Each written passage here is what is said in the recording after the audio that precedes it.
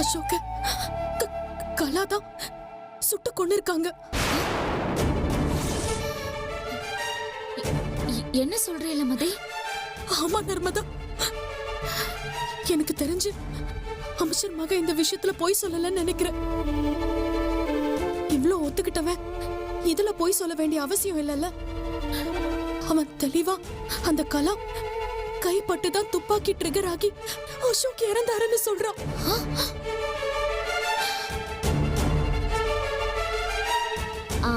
அமைச்சர் மகன் வாக்குமூலம் கொடுத்த வீடியோவே நம்ம கையில இருக்குல்ல.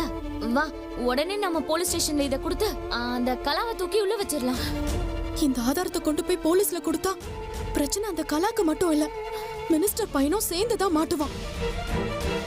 அப்படி இருக்கும்போது அமைச்சர் தன்னோட பையன் இந்த கேஸ்ல மாட்டிக்கிறத விரும்ப மாட்டாரு.